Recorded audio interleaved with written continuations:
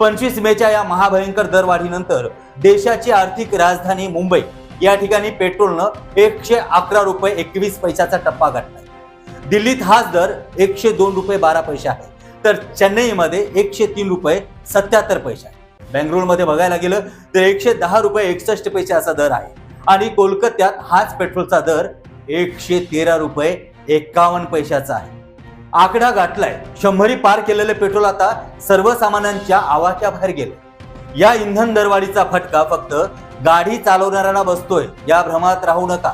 या दरवाढीचा ज्वाळा थेट तुमच्या घरापर्यंत आणि मुलांच्या शाळेपर्यंत पोहोचल्या आहेत। जून महिना तोंडावरती आहे, शाळा सुरू होणार आहेत, पण शाळा सुरू होण्याआधीच महागाईचा पहिला धडा पालकांना शिकवला गेलाय। डिझेल महागल्याने स्कूल बसच्या पालकांनी देखील फी मध्ये भरमसाठ वाढ केली आहे। त्याचबरोबर आधीच वह्या, पुस्तकं, गणवेश आणि डोनेशनच्या ओझ्याखाली दबलेला पालक आता ट्रान्सपोर्टच्या भुर्दंडानं पार कोलमाडून गेलाय। आणि आपला बळीराजा त्याचा तर विचार न केलेलाच बरा। इकडे शेतात घाम घालणाऱ्या शेतकऱ्याचा माल व्यापारी कवडीमोल भावाने घेतोय आणि बाजारात आणताना ट्रान्सपोर्टचा खर्च वाढल्याचं कारण देऊन तोच माल ग्राहकांना दुप्पट तिप्पट भावाने विकला जातो। नफा कमवतोय तो फक्त मध्यस्थ आणि असणारा व्यापारी। शेतकरी लुटला जातोय आणि ग्राहकही नागावला जातोय। डिझेलच्या चौथ्या दरवाढीमुळे ट्रान्सपोर्ट क्षेत्र हादरलंय आणि वाहतूक महागल्याने आता भाजीपाल्यापासून जीवनावश्यक वस्तूंपर्यंत सर्वच गोष्टींचा भडका उडणार यात तीळ मात्र शंका नाही। तुम्हाला आठवत असेल, दैनिक महासागरच्या माध्यमातून महासागर न्यूजने पेट्रोल दरवाढीच्या पहिल्याच दिवशी एक धक्कादायक भाकीत केलं होतं।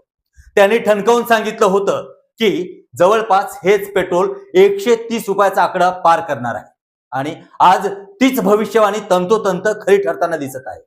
ज्या वेगाने हे आकडे वाढतायत त्या वेगाचा टप्पा अर्थातच 130 रुपयाचा टप्पा आता फार दूर राहिला नाही। आता काही लोक म्हणतील, अहो आंतरराष्ट्रीय बाजारात युद्ध सुरू आहे, भूराजकीय तणाव आहे, युद्ध थांबलंय की दर कमी होतील। पण हा निव्वळ भाबडेपणा आहे।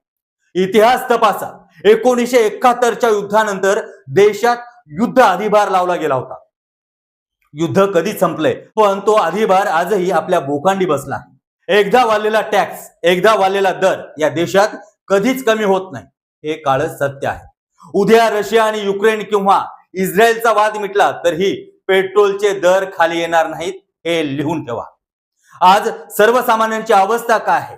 इंधन बाजारात वाढतंय, भाजीपाला वाढते, पण या सगळ्यात एक गोष्ट अजिबात वाढत नाही आणि ती म्हणजे सर्वसामान्यांचा पगार।